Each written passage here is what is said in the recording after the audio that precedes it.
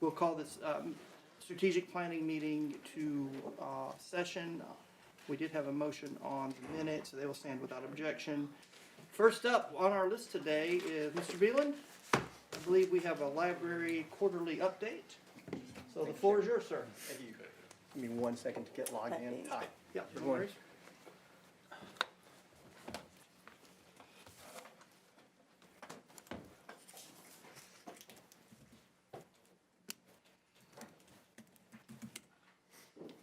Okay. Thank you, everyone, for the opportunity to present another quarterly report about the Chattanooga Public Library. And thanks also to all the Chattanooga Public Library employees who helped prepare all this information. It's a good group to work with. I'm proud to be associated with them. Today, joining me are Natalie Phillips, the business manager here, and Jason Sullivan, the chief administrative officer and this is Lee Hope with our children's head librarian. And this is Richard Groves, our assistant director for technology and programming. Welcome. So board chairman William Sunquist is unable to attend today. So today I'm going to provide a brief overview of the library budget and talk about some initiatives that are currently happening at the library. And Lee and Richard will provide an overview of library programming, and then I'll update you quickly on the executive director search. You've heard us talk about this before, but the Americans in the Holocaust exhibit is in its final full week. We are only one of 50 locations in the nation and the only location in Tennessee to host a traveling exhibit. The exhibit examines the motives, pressures, and fears that shaped Americans' responses to Nazism, war, and genocide from 1933 to 1945. And this exhibit will end on Monday, February the 27th. So far, we've had about 3,700 individuals experience the exhibit. 1,300 were students, middle school and high school students throughout the county and the region, really. We're expecting a little more than 700 more students this week. Another 1,400 students will be attending a discussion with Michael Bornstein on Thursday morning. Mr. Bornstein is a child survivor of Auschwitz. We still have tickets available for the 7 p.m. Thursday discussion with Mr. Bornstein, and right now we're nearing about 1,000 attendees for that. It's at the convention center, and it's all free, and we would hope that you can make it if you can. Richard, real quick on that. Mm-hmm. Are all schools, private and public, attending Yes. this as well? Yeah, yeah. Okay. We've had a good mix of students attending this. Very good, thank you. So we're currently in the third quarter of FY23, and today we're looking at year-to-date through January, so we're 2 quarters and a month in. We've received approximately 50% of our allocation for the year, and we've expended 46% for operations and personnel. This chart shows budget, actual, and projections. Everything looks good with the exception of one line under expenditures. You'll notice the projection for material, supplies, et cetera, is higher. It's higher than we expected or anticipated, but this is due to an increase in usage and cost for our digital materials and a general increase in the cost of just about everything else. We did anticipate the increase in digital material costs, but it is a bit higher, like I said. For perspective, the digital circulation last year at this time was 133,000, and right now it's 170,000, which is a 22% increase over what we were doing last year. We are expected to stay within our budget for FY23. We're managing our vacant positions, and we're seeking savings wherever we can. We have outsourced our daily material delivery to the branches, and by doing that, we've been able to save on personnel costs to the tune of about $140,000 a year. Circulation continues to increase. To date, we are at 683,107 circulations and are still on target to reach an unprecedented 1.2 million circulations for the fiscal year. Our digital collection comes in second to the main location, followed by Northgate, Eastgate, South Chat, and Avondale. So like I said, we've served 170,000 items through the digital collection. Our customer satisfaction continues to be between 80 and 90%, either good or very good. So, and now I'm going to invite Richard and Lee to talk about our programming. Richard, real quick. Yes, How's the circulation in the East Brainerd? It's East Brainerd? Oh, okay, East Brainerd, not East Canton. Yeah. Thank you, Chairman. Thank you for letting us talk about library programming today. Library programming comes in many forms. The most well-known and what we're most popular for are our storytime programs for each developmental age group. You can see one here downtown for toddler time for Dolly Parton's birthday a few weeks ago. Downtown we offer this program every day and at the branches multiple days throughout the week. We also offer programming for tweens, teens, adults, special events for all ages, outreach events, and numerous field trips throughout the year. And all of these programs meet one of several standards and are approved by an experienced group of programmers who evaluate each program before it happens. And as in-person programming started back up, we did take the opportunity to rethink how we plan and execute our programs, looking for best practices, so we could have the best programming, but also looking for new efficiencies, such as ways we could do bulk ordering of our materials. But most importantly, we wanted to ensure that programming experience was the same at every location, every week, so we created a standardized process from ideation to post-event reviews. One way we work towards this is several smaller committees that work together to collaboratively plan our programming and the purchasing of supplies. And I'm happy to share that we are now back where we were back in fiscal year 2019 with our program attendance.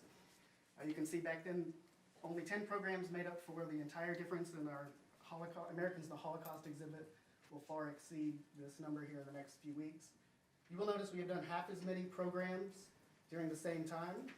One reason for that is the formal definition of library programming did change, so we are no longer allowed to count some of the things we used to do as programming today.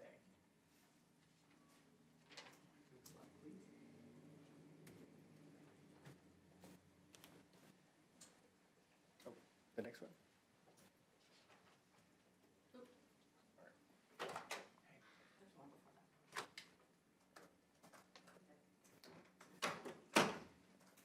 Let's start there. Okay.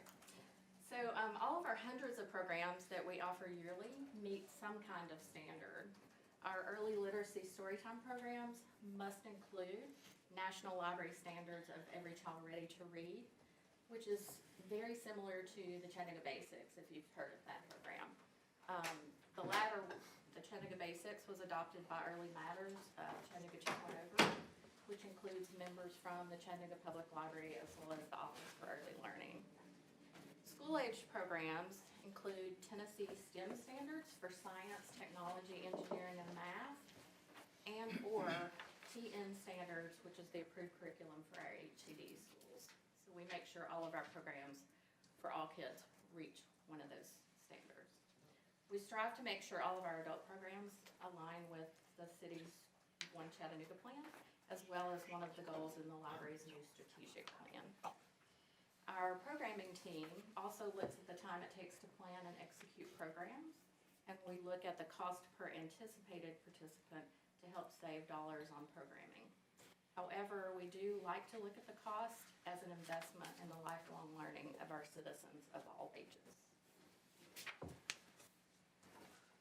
So these are the finished products from the paint and sip program that we offer at our Avondale branch for seniors. It takes place once a month, and all participants are given a canvas, and they all paint the same design with their own creative way while sipping lemonade. The kiddos next to them just happened to be in the library, and they were super happy to be there, so they just wanted to be in the picture. And this long list is many of the programming partners that help us out and that we help with their programming.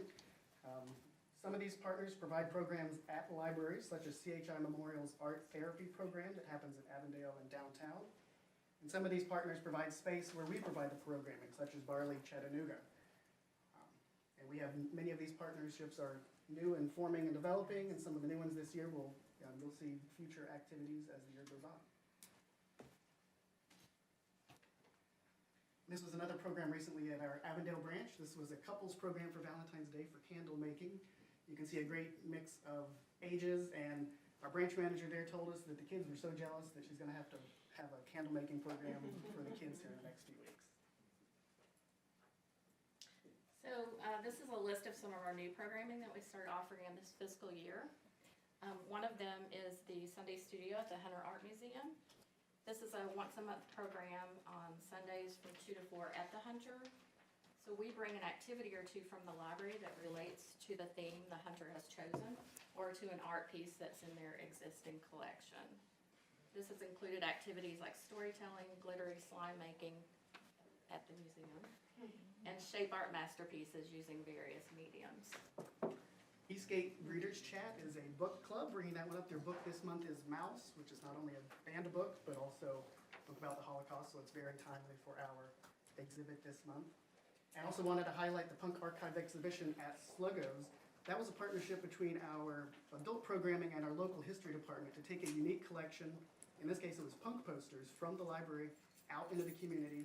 And we're working with our local history collection to find more of those unique items and more places in the community we can take our collection out from outside the library's four walls.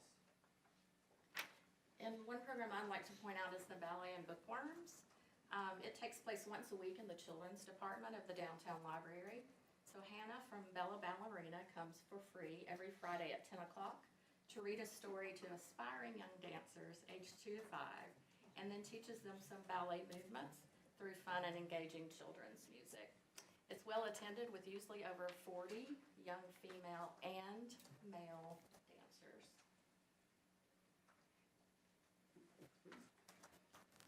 This is Fran and Tom.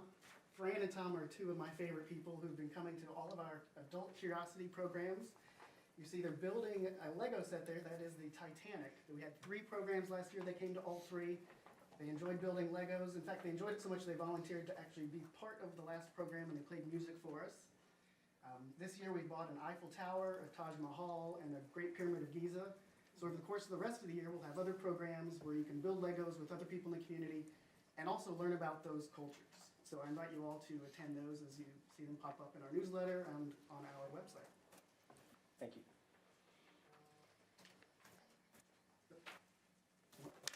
Oh, There's sorry. still more coming. All right. We're done. Yep, Ageless Inspirations is a monthly program that's about to start at Northgate for seniors. They're going to go play games, do crafting, and get new experiences and meet new people. The prom wearing clothing drive is a program that just kicked off this month. We are accepting gently used prom attire at our Eastgate, Northgate, and downtown locations until March 15th. All will be dry cleaned thanks to our foundation. And students will have the option of grabbing one as it is, or they can upcycle it on our 4th floor with all the fabulous equipment that we have and make it something fresh and drip. I just learned what that word means. Also, the Dance With Me Ball. So we're teaming up with Hannah from Bella Ballerina yet again to offer something the parents of our little ones have been asking for lately. We have had requests for daddy and daughter dances or mommy and me dances. But as we all know, many families look different. So we are planning a Bring Your Favorite Adult Dance event and it will be starring Beauty and the Beast. You guys see that? Thanks. I'll add too that we've just added passes to the Hunter Museum, so you can check them out now from any of the locations and get into the Hunter for free. That goes along with their zoo passes, Creative Discovery Museum, and reflection riding. So just a quick review of some other things. The Library Board of Directors just approved last week giving full access free library cards to all Hamilton County public school teachers, regardless of residency. That comes after a few years of discussion. As you know, we already provide all Hamilton County public school students with free library cards regardless of residency, and that is effective immediately. And we're looking at a new method of book delivery systems. It's similar to an Amazon locker or a Walmart locker system, but it's for library materials. We're currently looking at some of the city's community centers for potential locations. A patron would check out a book or anything else we offer within reason. We do have wheelbarrows and shovels and things like that, but you wouldn't be able to get those out of something like this. The patron receives a code they can use to pick up their materials from the locker. It's easy to use, and the lockers are about the size of a large vending machine. The base model is equipped with 17 individual lockers or drawers, and that can be expanded if necessary. They can be located inside or outside under cover, and according to where they're located, they're accessible 24 hours a day. We hope to have one up and running sometime within the year. We're looking for some sponsorships now for them, and I hope we found some. And finally, Natalie Phillips, who is here, our library finance manager, was selected as the city's first recipient of Mayor Kelly's One Team, One Chattanooga Award. The award recognizes and celebrates city employees who demonstrate a true commitment to the One Chattanooga values through their actions. Natalie demonstrated incredible selflessness and dedication to the team when she was asked to assist with payroll process challenges for several city departments and the 911 center. Natalie went above and beyond to personally answer questions, create process documentation, train staff, and solve problems, often resolving payroll issues for entire departments at a time. Thanks to her, the city was able to seamlessly create standard procedures that helped ensure employees were paid on time. So, thanks, Natalie. Natalie?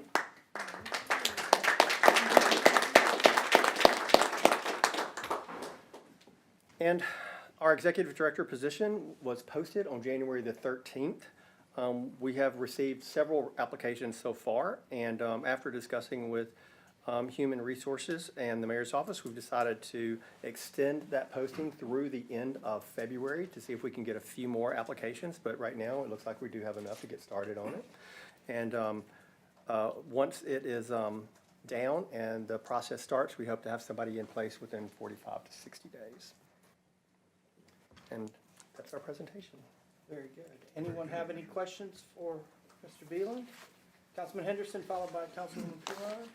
So, as far as, and you've got some great programs listed up there, and I'm sure they're impactful, but the problem is we don't know what the impact is.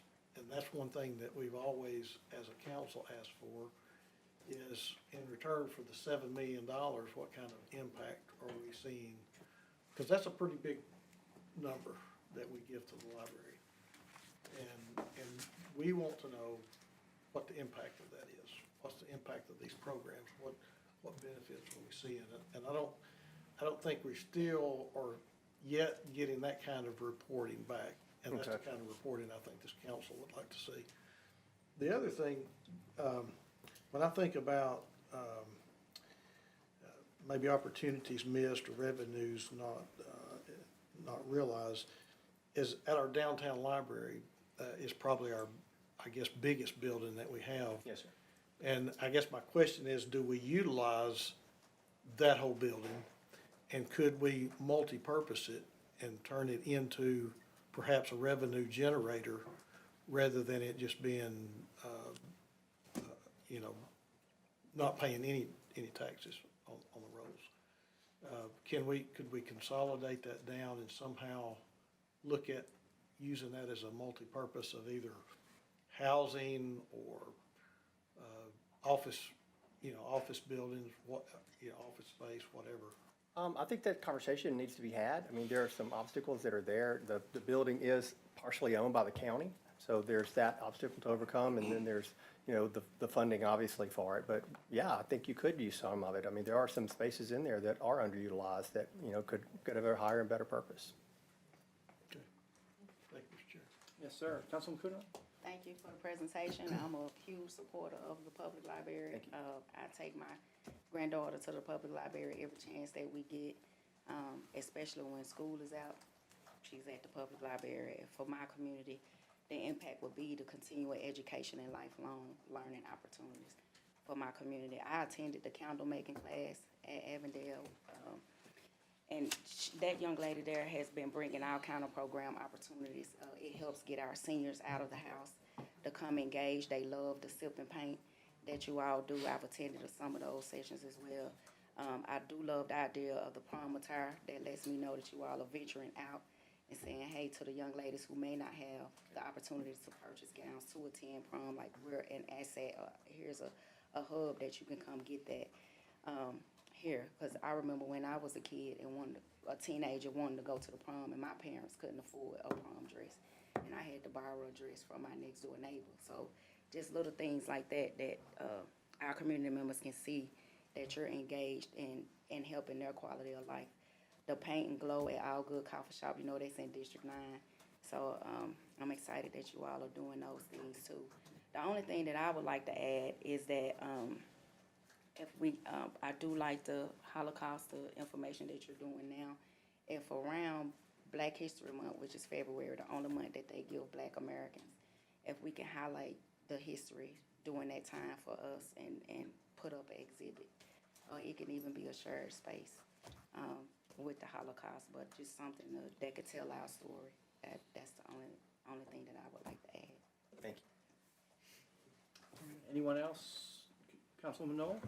Yeah, thank you. Thank you for the report. And Councilwoman Coonrod touched on the Black History part that I was going to bring up. But I appreciate what you've done. And then I just have a personal question for you. Okay. Are you applying for the position? No, ma'am, I'm not. Okay. That answer your questions? It did. All right. Any other questions? I missed the presentation, but I try to reimagine things now. But it's like the concept of the library is so dated. You go to a library and is it attractive to most folks? We think it is very attractive to most folks. I mean, we're expecting to circulate 1.2 million items, which would be the most items we've ever circulated here at this public library. We have thousands of people attending programming every year. So, yeah, we I know the attendance went down during COVID, did. but has it steady climbing, or is it pre-COVID? Is it about the same as it was before? We're back over our pre-COVID numbers, so we're back to where we were before. So we're seeing as many or more people coming into the library for programming now as we did before COVID. Right. You good, Councilman? Let me take that back. The North Shore Library, so many folks there all the time. Yeah, it's a busy one. It is busy. Yeah. Not as busy as East Brainerd. Councilwoman Hill?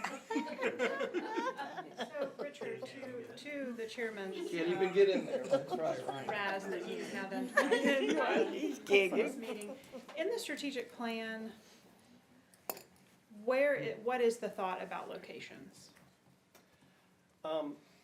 The strategic plan identifies that there could be other locations. And, we know that where people utilize our services and where they are. So, ideally it would be to locate in an area that we know that people are lacking in services and that would be convenient for them to use and that are already users of ours. So, you all have had some level of vision for additional locations, but that capital planning would be part of a larger conversation with the city? Yes. it would. Okay.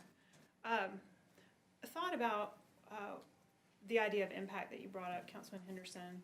I see a real potential for stronger relationships between the library and our community centers, and I see a lot of room for our community centers to improve across the district. Largely urban. We don't have as much in our ring neighborhoods, community centers or library access. And when I think about the impact there, I mean, to Councilwoman Coonrod's point, I mean, the role of lifelong learning and the way that a community center might give access for community meetings or physical fitness, there is a more esoteric concept of what that impact is. And for me, as a council person thinking about our entire city, I do see a role of enlightenment as part of why we gather in communities, and there is an importance to learning about each other, lifelong learning, and so I want to be mindful of that and not find ourselves in a position where we say, if the library doesn't reduce paper cuts by 25% across the city of Chattanooga, then we have no point for it, right? If the library is serving people who want to learn more, I mean, that circulation number, to Councilwoman Coonrod's point, is evocative of the desire that people have to experience new ideas, to have a great time reading a funny book, or a racing novel. I know we've got some readers around this, city council table, so, I mean, I've got like 3 books on my queue right now that are coming. I read the paper books. And I think the thing that stands out to me about our library is there is a culture of belonging in our libraries, and that is important, and was there before the One Chattanooga concept came in with Mayor Kelly, and so it's a great dovetail with what you all do. I mean, the fact that you're thinking about bring your favorite adult, you know, I mean, you've got all kinds of people that are served, and I'm thankful to live in a city with a solid library, and I'd like to see it be even better than it is. Thank you, Councilwoman. Anybody else? I'll jump in here, Richard. I got a few things real quick. Would you remind me who has access to free library cards? Well, if you're talking about students, Hamilton County public students, and now all Hamilton County public school teachers. So teachers and students in the public system. That's correct. Okay. And I will bring up, because I promised I would bring up every time we meet, that Yes. there are students in private schools that you might want to consider, and I'll just leave it there. It's a sensitive topic, but I think it's fair. A fair Yes, one sir. to ask, and I promised that I would ask that every time I had the opportunity. I'll say the board's aware of that too. Yeah, Those conversations are taking place. And I know I've talked to William about it. He knows it's on my heart, and I think that it's something that you all are open to discussing as well, so. And, Mr. Chair, also, if you own a business in Chattanooga, you're also eligible for a free card, even if you don't live in Chattanooga. And you can volunteer as well. If you volunteer 20 hours, then you have worth a free card. I want to echo a lot of what I heard, and impact. I would think that our goal for our library, working together, I think we can do this, would be to have every inch of space occupied with educational growth opportunities. I think we should have no empty space in our libraries. Every square inch should be covered with something for everyone. So I applaud what you all are doing. Thank you for the work that you're doing, because I think it's critical to a vibrant Chattanooga. And I appreciate that very much. Thank you. What's next for you all? What's next on the horizon as far as one of your main goals coming up for 2023? Well, summer reading is right around the corner, so we're gearing up for that. That's a big thing, takes a lot of people and a lot of energy to get done. So that's going to be our next big thing, and we'll be talking about that the next time we come to talk to you guys about what we have done with that over the summer. My last question for you, and this is a bit rhetorical, so you don't have to get back to me on this one. What role is the library playing in, we talk about third grade reading level in the state of Tennessee, and we hear what the General Assembly is considering. I'm not sure the status of it. I didn't check my tracker this morning on that particular bill. I did check some other things too. And what role do you see the library playing in conjunction with not only the school board, but our student body as a whole in addressing the love of learning and the third grade criteria, in which we are obviously way behind on? Big Well, question. I that said, is- you don't have to it is a answer good- that. it's a big It's question. a big question, I know, Richard, but I think it's important. There are some meters that we can move, that we do assist in moving. We have a good relationship with Hamilton County Schools, and so we're working with them all the time through Lee and her team.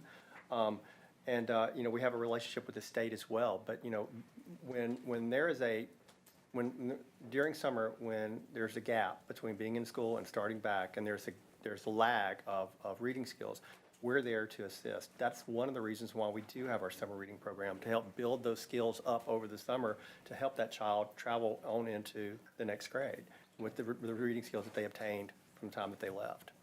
I think that will play an even more critical role as time moves on, but yeah. And there's more to that. That's just a quick answer, so I'd like somebody Quick is fine. qualified We to can answer talk- that we can talk question. about That's, that later. that's an impact question. Yeah, I that mean, is an that impact speaks question. to Councilman Henderson's, that's the kind of impact I know I've heard council speak about. So I think you've got it. It's just a matter of publishing the results. I mean, there's a value to keeping people at level, but I think you're doing more than that. Yeah, we hope. Well, I think you are, and that's the kind of impact that we're talking about, so thank you. Okay, any other questions for Mr. Beeland? Well, we certainly appreciate your presentation and the communication and being here, and thank you for your hard work. And we'll talk to you soon, and we can follow up a little bit later. Thank you.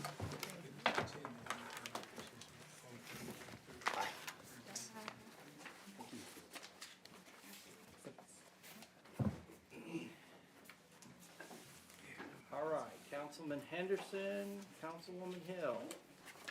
Yes, sir. Guess what's next on the agenda? Short-term vacation rental. Short-term vacation rentals.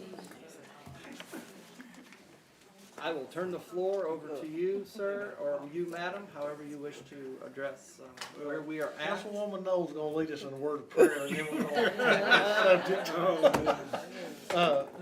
Speaking of Councilwoman Knowles, I know you had, you said you had some questions. Are you getting answers to those questions? I am, I have skipped about halfway down the street, so, yeah. Okay, so we're getting.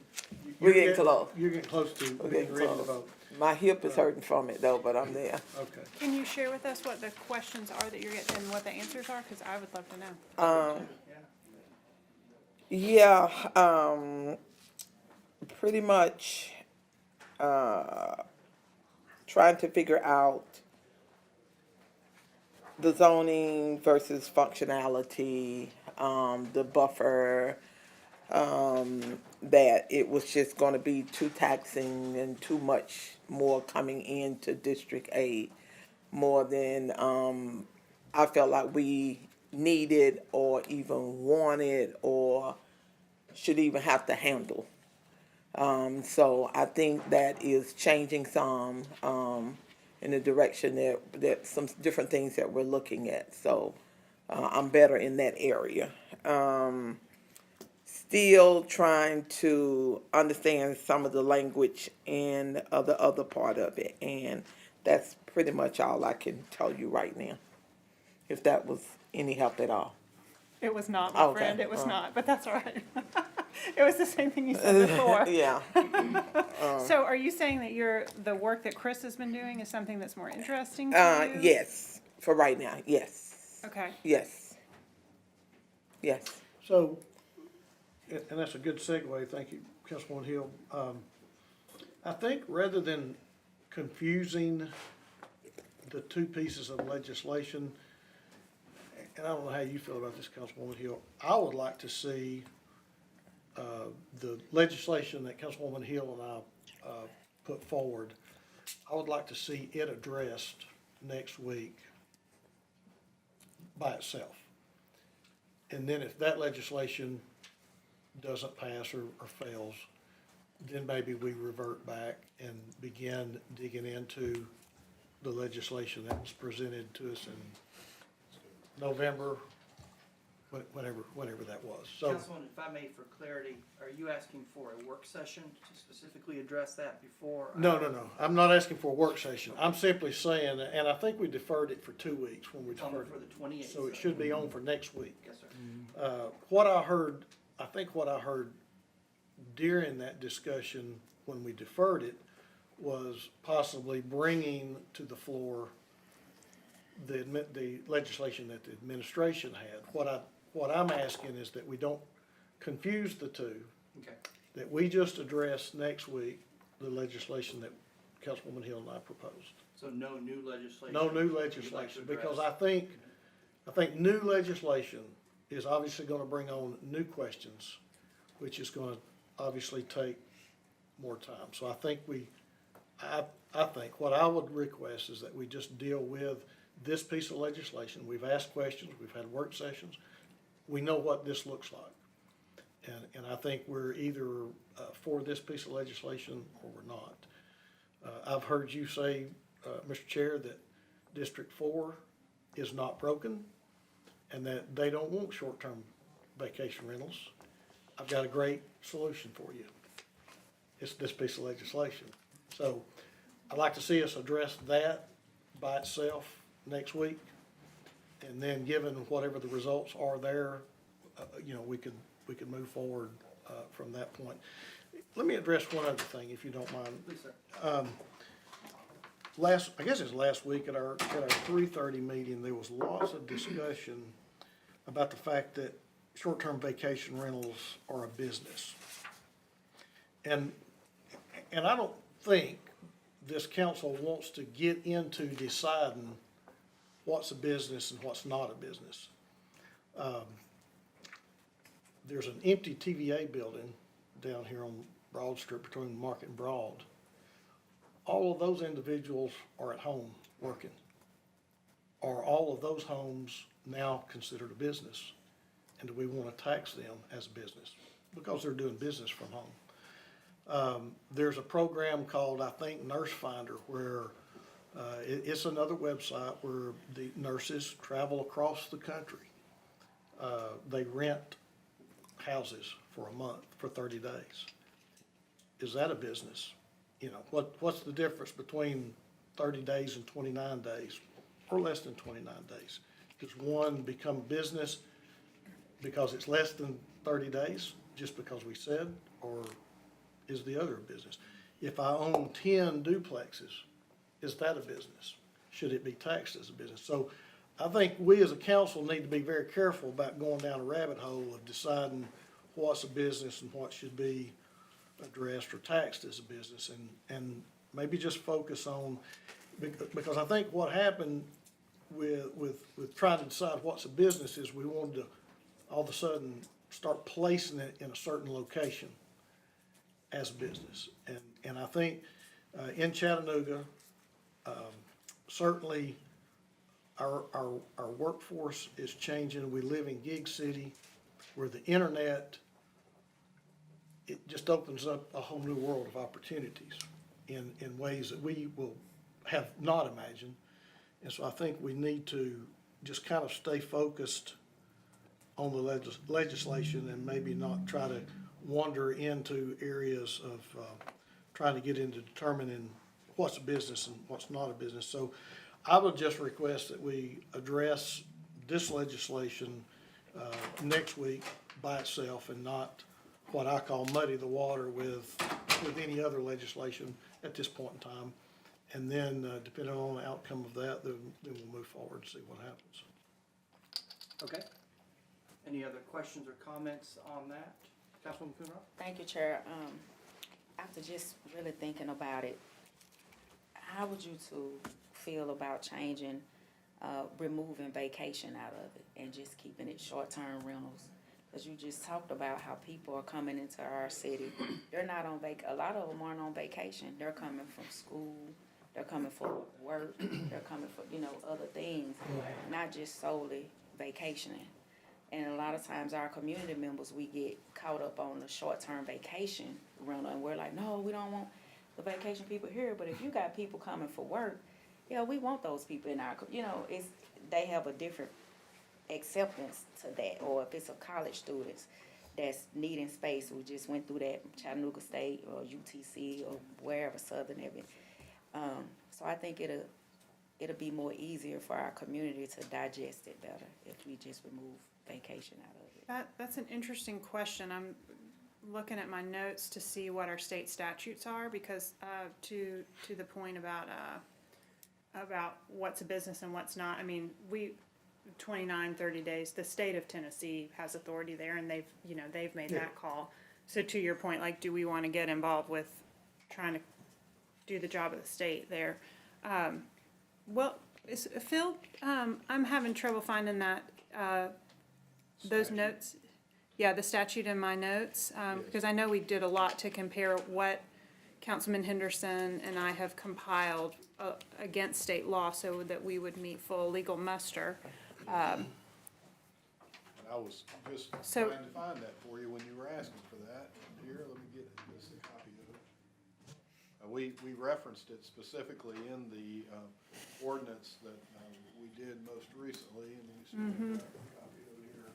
So is the question you're saying, I mean, does it matter if we have the word vacation in there, or is that what? Yeah, Or we can remove it, I mean, but if. no, it's well, I was there- asking. I mean, Councilman yeah, I mean, Hill thinks it you- doesn't materially change. I was just, yeah, it kind of got off the question of should we just move forward with, we'd like to keep it on vote for next week, but. Yeah. I mean, as But far I mean, as, I'm open to looking at that, if that's what the state calls it. yeah, short-term rental, I mean, if that's a hangup, I mean, I think that's a great point. Some people come here not necessarily on vacation. Yeah, If that helps make it more palatable. I believe that the statute merely, it references short-term vacation rentals, but it was talking about any rental that is 30 days or less. 30 days or So less. that's the reference in the statute. Okay. Yeah, I'm fine either way with that. I appreciate the idea of going ahead and keeping it on calendar.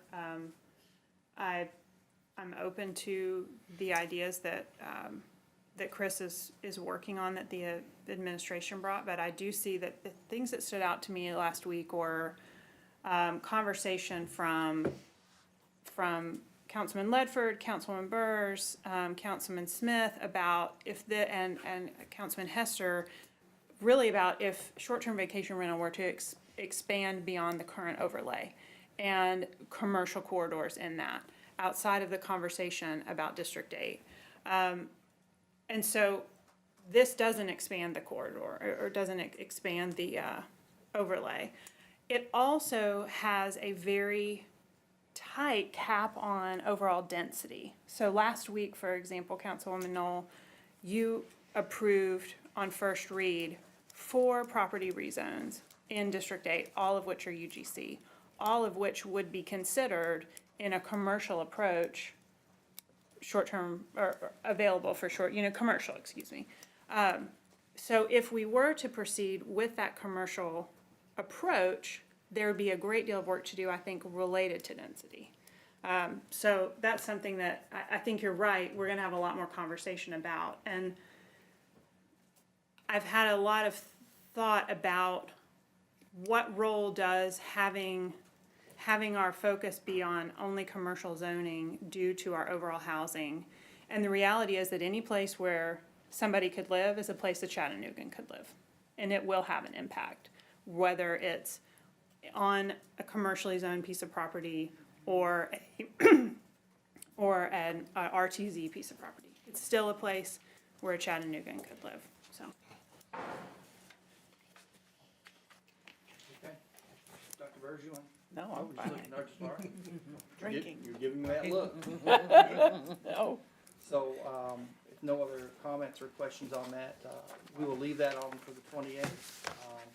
I agree with that. I will have to disagree with you, Councilman, on the analogy of the TVA working from home. Well, no, I'm just But, asking, I but mean, that's okay. We could agree and disagree and still get to the same. That's all listen, we right. got an empty TVA building, I understand. which is now in our neighborhoods. And that's okay. Are there any questions or comments? Because I feel like we have really talked about this enough we'll be ready for the 28th. Any other comments? All right, moving into other business. Councilwoman Coonrod, are you wanting to discuss the city election cycle legislation you also have on the 28th? On the 28th, yes. Okay.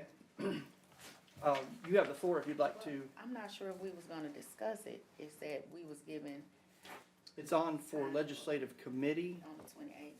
Yeah, and I believe, if I'm correct, is it not on the, it's not on the agenda, it's in legislative committee. Is there anything you would like to talk about at this point? No, I mean, unless, Councilman Hester or you have any, additional thoughts about it, like, I'm ready to move forward and allow the council to, vote it up or down. Well, I appreciate you, by the way, for allowing us the time to do that, and I promised you I would do my homework, and I have been doing some homework. I do have some questions that I'm gonna submit to Phil. I think there are some conflicts in the language. I'm also tracking, the Senate and House bills by Senator Mark Pody and Representative Brian Ritchie in respect to 0580 in the Senate and 118 in the House Joint Resolution 4535 related to the 16-year terms has already been withdrawn in the House. That HJR 35 was withdrawn, I believe, on the 25th. So I'm tracking these because the state is talking about what your legislation says, and they will preempt us. And, yeah, I'm just saying, but it's almost, yeah, but it's mirrored. It's mirrored, and they're walking through this right now, so I thought it was important that we track it. And then there are some, I did find, I think, some conflicts in the language when it comes to the dates. Like, for example, elections in August are a Thursday, not a Tuesday, things like that, that I found that we need to probably tighten up. So I'll send those to Phil for him to take a look at. But I just want to let you know, thank you. But I have been tracking these because there are several, there's House bills that are coming through and Senate bills that are related to this. Councilman Hester? Thank you for all the effort you put into this. I have spoke to folks in my district in Brainerd, Highway 58 area, and ready to put it up for vote. Thank you, Ike. Thank you Thanks. for reading it. I appreciate you. Any other questions regarding Councilwoman Coonrod's legislation? Okay. Councilman Henderson, you're back in the hot seat. You're over here just doing your job, man. Me out of this frying pan. Stuff. He's doing something. So on the C2 amendment, C2 amendments. we have had some concerns, and I know, Councilwoman Burrs has, mentioned a few of those concerns, and, if you want to go ahead and address those, I think maybe I have possibly a solution, I don't know, but, So my concerns, I've met with a number of different people in the area. And I think the concern mainly is, and I know that all of this is going to change with the new legislation, but if we were to do anything now, and say that it mostly has to do with motels going into permanent housing, if we were to change anything now, what it does effectively is takes away the right of the people to make comments about it. If a zoning is a matter of right, in other words, if it can happen without any comment, then it doesn't allow the peoples who it affects, and I'm talking about Econo Lodge, I'm talking about a number of the places my colleagues have spoken about, that are not healthy or helpful to the community. It takes away the people's right to give input, like to ask about management, to ask. The people I've spoken with aren't being critical per se. What they're saying is we keep narrowing people's right for input. You can have the same result, but it's the fact that when things happen in this town as a matter of right, then it happens automatically without anybody's way to say, I would like some input. We do this all the time with conditions on zoning. And when something happens as a matter of right, we take away that ability for input and conditions. So those are my concerns, and my colleague, I think, has addressed them.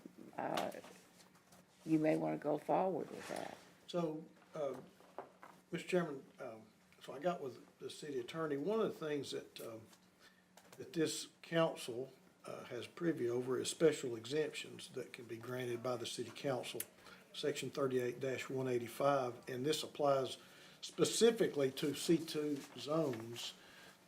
We can give special exceptions to liquor stores, wineries, alcohol distillery, late night entertainment venues, alternative finance services.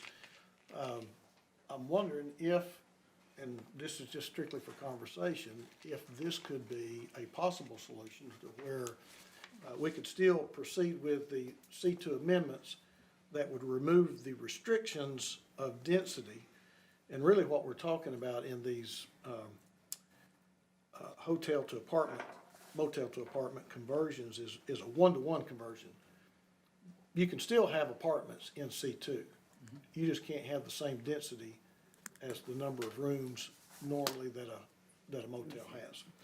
So if we did a special exemptions permit that would, on a number 6, that would say conversions from hotel to apartments, which would trigger an Application for. well, it triggered an application, but it also trigger something on our agenda, an item on our agenda.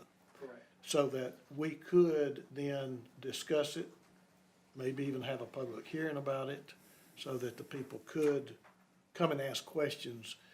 That would keep the zoning the same, and that's always one of my concerns, is zoning, that zoning looks uniform. I know there was gonna be a request for a UGC in Lookout Valley. That's, I mean, you know, we don't have any UGC in Lookout Valley, and I don't see us getting any UGC in Lookout Valley, so my preference would be to keep it C2, but this would, you know, this would allow for a conversion, but it would still give an opportunity for some public input. And I've heard some comments about landscaping. You know, we could put also in that amendment, in that special permit, you know, subject to UGC landscaping or things like this, so that there's some standards built into the special permit while at the same time it gives for some public input of going from a one-to-one conversion motel to apartments. I thought I'd just lay that out on the floor, see what kind of discussions we have from that. My understanding is your solution, because the rezoning to UGC, and we've seen it once, so there's precedent set. UGC allows for 5 stories now. C2 allows for 2 stories. So there's that to consider. UGC has better landscaping and lighting, so maybe including that as well, which seems to be the draw to UGC. For example, every 5 parking spaces, a tree is planted.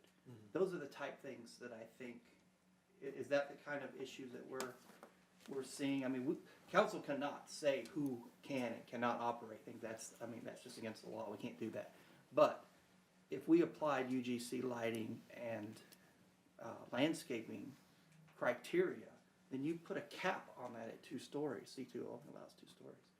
So you actually put a cap on that in essential and keep it from going up, which therefore would naturally increase the density tremendously.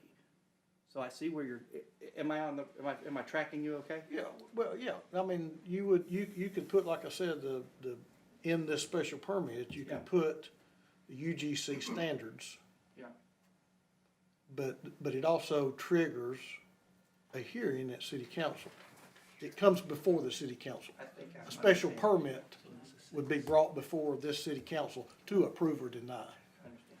Okay, That would allow, at that point, for a one-to-one conversion. I think I'm tracking. Councilman Hill, let me go to Councilwoman first. She was patient for me, you, and then Councilwoman, Madam Vice Chair. So, yeah, I think that's a step toward the right thing. What I've heard is not in any ugly sense, and I've talked to the developers, and I've spoken to people who are planning on doing these things, and what I've heard is, because there have been some bad experiences, people want the ability, the right, they want to have their voices heard, okay? And I think so long as you've met the need to have the voices heard and have what you've done is you've constricted the Wild West of the C2, the wide open C2. So if you're saying you want to use the C2, and if the requirements are that you do if the built-in conditions are the requirements of a UGC, then I see that's a win-win. And if part of that is this special permit, then it gives the public a chance to speak. I think we're working through this, and I think it's a good thing. And I guess what I need from Phil is if we were to say C2 for whatever reasons, and if in that, and I want to say something else too in just a minute. And if that, in that would be the requirements for UGC, the landscaping, all of that. And if you do this in a special permit way, and it's advertised, then people can come in and speak. That's always available under a special permit. Now, so I can see this as kind of a collaborative solution, which I like very much. The other thing that comes to mind is why we're doing anything if we have the new landscaping laws coming in, and if it's being addressed appropriately that way. This is a rhetoric question, because at some point we have to make a decision. You mean the new zoning codes? Zoning codes. Well, that come in, they bring in landscaping, they bring in all the things that we're talking about. I could go either way. I just want to protect my constituents, and I think all of us would, right, and the ability to speak. Because a lot of the input that I've gotten, and when my constituents speak usually, it's very positive. It's how can we be part of making it right? We've had some other unfortunate experiences, but, you know, that's then, this is now. And from what I understand, people just want to be part and have their 2 cents heard, as we all do. And so I just wanted to know I'd said that. And I think we're heading towards something that works. Thank you very much, Councilman. I really appreciate it. And I guess we'd have to look at the legality. I think it meets legal muster, but I'm not sure. It's been done previously for financial services. That was one of the things, at least I think you had asked for at one point in time. So we've added that at least as a special permit only by the city council. Same difference for late night event facilities because the communities wanted to have involvement in that as well. So those are good things, at least the communities can have some say in. And then your requirements, at least for special exceptions, would be what this council thinks is appropriate at the time. And this would only be for motels to apartment. The 101, the one-on-one One-to-one conversion conversions, is what you're One-to-one talking. conversions, yes. Yeah, and I think if you have that happening, then somebody has to be there to respond. Yes. And then the other questions that at least my constituents have had can be answered by the person who's responding, like, is there gonna be management on site? Is there, Yes. those kind of things that people wanna know about. So, thank you very, very much. And, There would have to be an applicant for the special exception, and it would go with that applicant too, so that's. Right, right. So the applicant would be the developer Could be the developer or the operator, or the yeah, Yes. okay, I see what you're saying. yes. Okay, thank you guys very, very much. Thank you. Councilwoman Hill, and then Madam Vice Chair. So the items that are listed in a special exceptions permit tend to be things that create an impact on a community that has been seen as negative, right? Liquor stores, late night venues, check into cash, what's the other? Contractor businesses is one. Contractor businesses is Contractor one. businesses where you'd be Yeah. crushing rock and making a bunch of noise, right? So, A lot of equipment usually. right. So I think my disconnect here is, are we headed down a path as a council where we're saying that people living in a place is in fact a detriment to a commercial area? I don't see that. You don't see Not at that all. direction going? Well, I mean, it didn't even occur to me that, that thought, I guess, that this was a negative impact and that these were, I mean, there's gotta be a reason why we say we don't want a liquor store within 500 feet of a church. Right? There's gotta be a reason why we say, well, that's only in C2. That's not in form-based code. oh, that's interesting. Okay, that's helpful to understand. You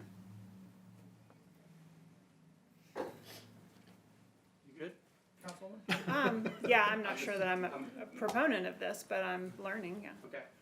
Madam Vice Chair? Yes, I just quickly want to jump in, and the concerns were about the slumlord motels and things like that. So I appreciate you going in and looking up the special exemption for them. I think that is the primary thing, to make sure that people's voices are heard. So I just want to say I appreciate that, and I think that's there, and I'm good with that.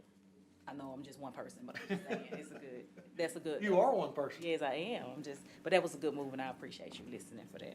Let me add in, special permits are also revocable. That's right. That's right. Special permits are revocable. So a lot of the concerns that I've heard, this could be an enforcement measure that we have not had. And I think that is a strong voice for our constituents. Just want to throw that out there as an option. My last question. Yes, ma'am, please. And is that something we can get, I guess, Something you finally came up with a decent idea about something. so is this something we can get in advance, get in advance? I know it'll come through our planning, like usually when we get the special exemption permits for, like the liquor stores and things like that, we sign them kind of when they're going through. So we'll have that in advance, because it's coming through planning, and it'll be coming through planning anyway. It'd be an ordinance amendment. Be an It's an ordinance. ordinance. Okay. All right. So I'm learning, you mentioned this is a 6, then you clarified by saying it's a hearing, so it's, Well, we can, it would, I refer to that as in, we would hear it at the council. right. The audience could have input, either so it'll be on our agenda, on the 2-week agenda, be on our 3-week agenda. People can come and they can speak for or against it at our public speaking time. I'm not saying that we couldn't have a hearing on it like we do. I don't think that we typically call for a hearing on any of these other things. I think we just hear it in the council, but it's brought in front of the public, and they are aware Like a rezoning. when this would be happening. Let me remind, I'm sorry, Councilman. No, you go ahead, sir, please. No, I'm saying thank you. This is on the 28th, it's item 6C. So I would recommend that if there's an alternate version, it be drafted, and as it stands now, we do have this on for the 28th. For the 28th for the agenda, sir? It's on the agenda for the 28th, item 6C. Well, so Phil, Yes, ma'am. When you get to work. yeah, if we could have it, I We can always think it's defer this. easy. You can always defer this. This is an easy one. Okay. Thank you. Okay. Any other questions or comments? Let's go back. Strategic planning.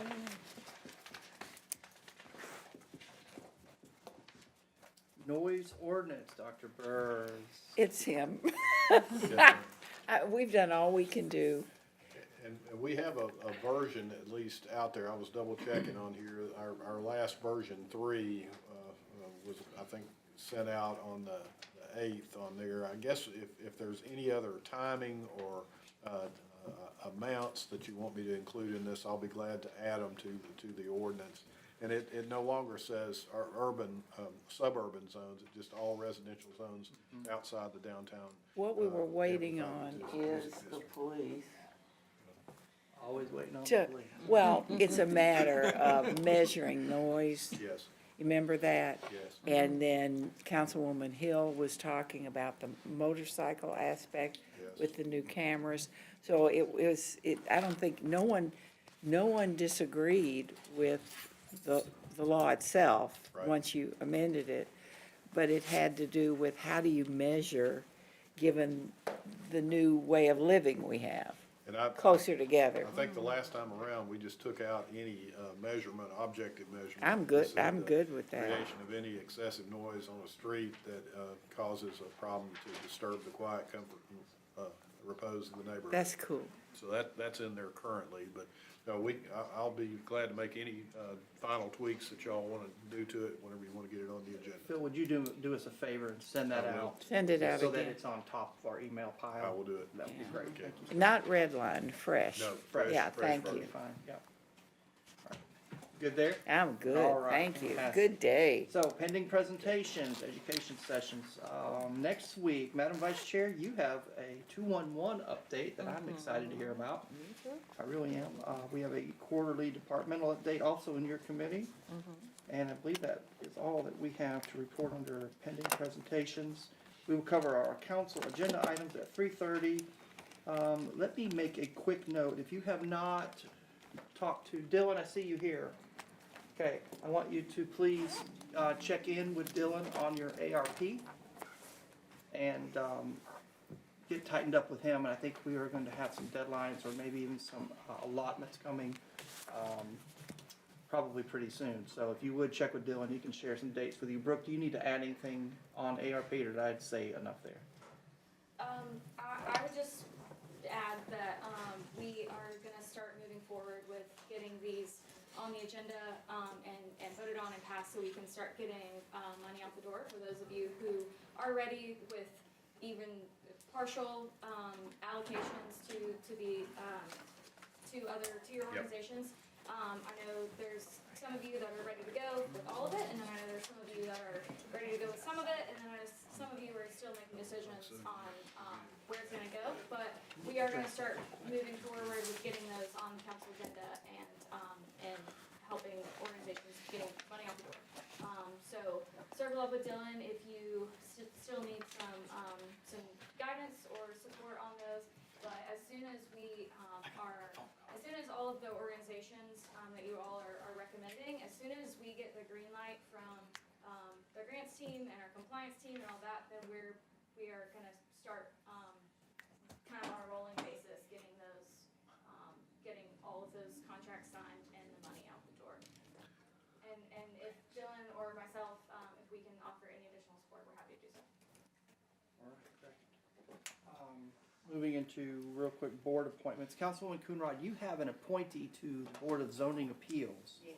I see that it's listed on the 228 agenda, but I do not see that on the 228 agenda.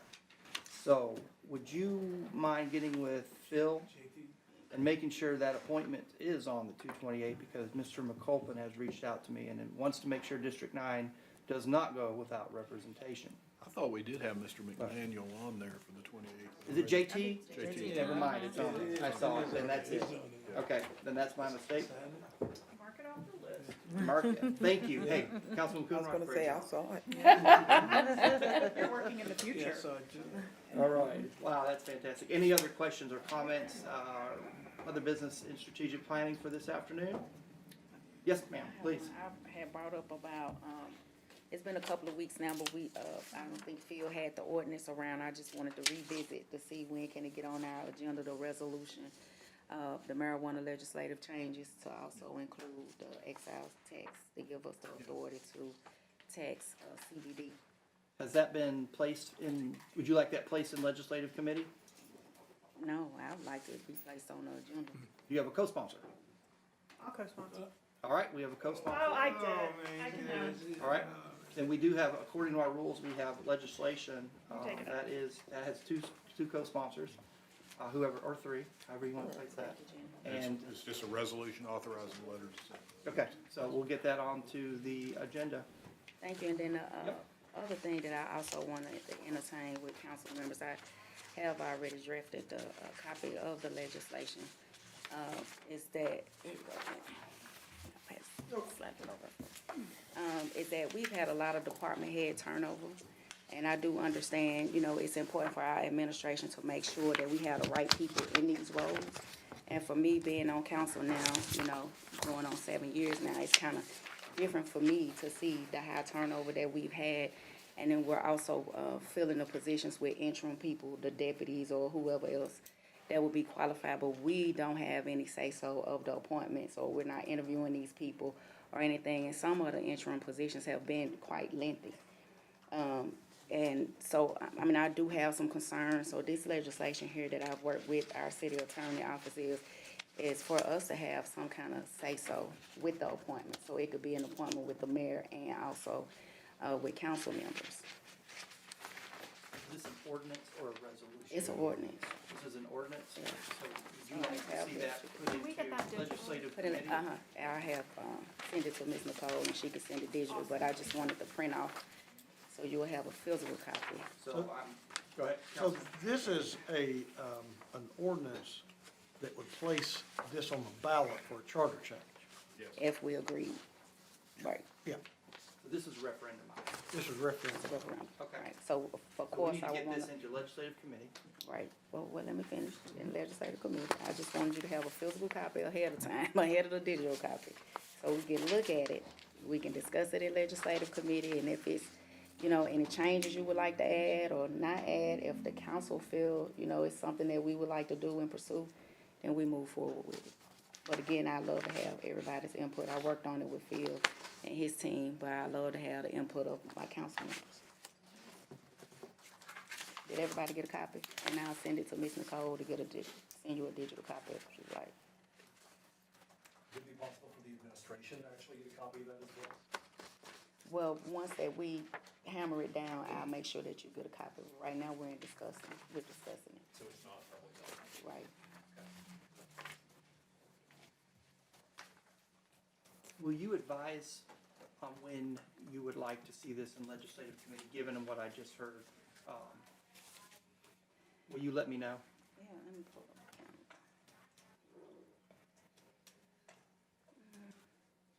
If we could do March the 5th, would that be too soon, or the 13th? I mean, that's, no, the 14th, the 7th or the 14th.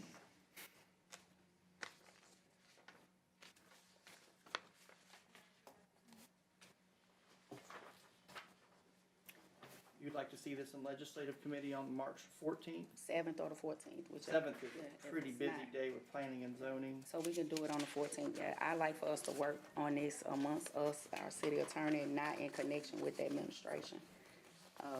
At this time, like, I'm not asking for administration input because it's talking about them. So, Chris, if you don't mind, I'd like for you not to be involved, period. Chairman, I'd like a copy of the public document, requested not to be involved in. Understood, sir. Okay. And we'll have legislative committee on the 14th then. Just out of curiosity, do you have a co-sponsor on this to date? Probably not yet. I Okay. just brought it out. Yeah, just want to make sure I understood that process. Is there anything else anyone needs to bring before strategically? Councilman Henderson? So I would like to, on either March the 21st or the 28th, Mr. Chairman, have a public safety committee. A couple of us got to go with some of the police department in Knoxville to view what's called a safe city.